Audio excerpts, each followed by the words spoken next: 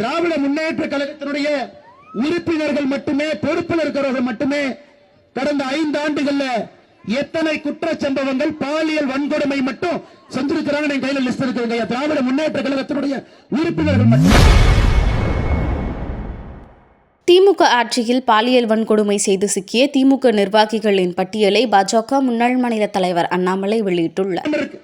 என் கையில ஒரு லிஸ்ட் வச்சிருக்கிறேங்க.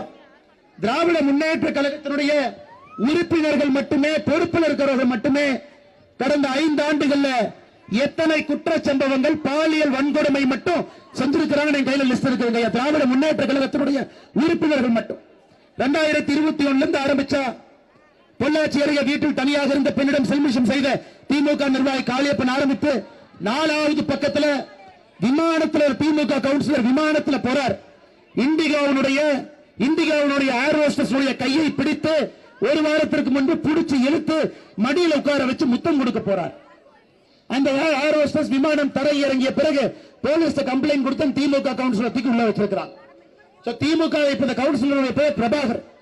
திமுகவை பொறுத்தவரை கீழே இருக்கக்கூடிய நிலத்தில் இருக்கக்கூடிய சகோதரிகள் மீதும் தப்பான முறையில் கை வைக்கிறான். மேல பறக்கிறாங்க, அங்க இருக்கக்கூடிய விமான பணிப்பெண் மீதும் கை வைக்கிறான்.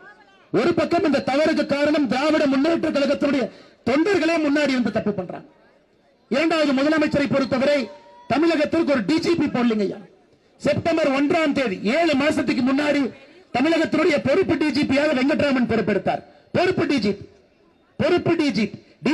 இல்ல, பொறுப்பு டிஜிபி. அந்த டிஜிபி என்னங்க அதிகாரம் இருக்கு? செப்டம்பர், அக்டோபர், நவம்பர், டிசம்பர், ஜனவரி, பிப்ரவரி, மார்ச் 8வது மாசம் இன்ன டிஜிபி போடல. டிசம்பர்ல அந்த டிஜிபி லீவ்ல போறார். பொறுப்பு டிஜிபிக்கு பொறுப்பு டிஜிபி போட்டார். இன்னைக்கு தமிழகத்தில் பொறுப்பு டிஜிபி இருக்கு. தேர்தல் ஆணையத்திடம் அண்ணன் எடப்பாடி பழனிசாமி அவர்கள் வலியுறுத்தி இருக்கின்றார்கள், உடனடியாக தமிழகத்திற்கு ஒரு முழுநேர டிஜிபி கொடுங்க. ஒரு பக்கம் காவல்துறையினுடைய கையை கட்டி போட்டு வைத்திருக்கின்றார்கள். ஏன்? கோவை புதூர்ல ஒரு எஸ்பி கைது பண்றாங்க பாலியல் வன்கொடுமைக்கு. எஸ்பி எத்தனை பேருக்கு தெரியும்? அந்த எஸ்பி தன்னுடைய அலுவலகத்தில் பணி செய்யக்கூடிய 45 வயது இருக்கக்கூடிய அந்த காவல்துறையில் இருக்கக்கூடிய சகோதரிய செப்டம்பர் மாதம் தன்னுடைய அறையிலே துன்புறுத்துகின்றார், அக்டோபர் மாதம் அறையிலே துன்புறுத்துகின்றார், டிசம்பர் மாதம் துன்புறுத்துகிறார். அந்த சகோதரி காவல்துறை சீருடை அணிந்திருக்கக்கூடிய சகோதரி ஜனவரியில போய் கம்ப்ளைண்ட் கொடுக்கிறாங்க. ஜனவரி. அதன் பிறகு தமிழக காவல்துறை அவங்களே உள்ள ஒரு கமிட்டி வச்சு என்கொயரி பண்றாங்க. பிப்ரவரி 12ஆம் தேதி இந்த எஸ்பி தப்பு பண்ணிருக்காங்க ரிப்போர்ட் கொடுக்கிறாங்க. SP suspend ஆயிடுறார்.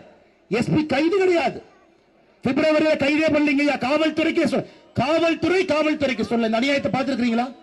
Kovai Pudur battalion நடந்த நிகழ்வு. காவல்துறையுடைய எஸ்பி 45 வயது இருக்கக்கூடிய காவலன் மீது பாலியல் வன்கொடுமை வழக்கு காவல்துறைக்கு போகல, அலுவலகத்துக்குள்ள முடிக்கிறார். 1 மாத காலம் பொறுத்திருந்த இந்த பெண்மணி மார்ச் 12ஆம் தேதி இவங்களா போலீஸ் ஸ்டேஷனுக்குள்ள போய் கம்ப்ளைண்ட் கொடுக்கிறாங்க.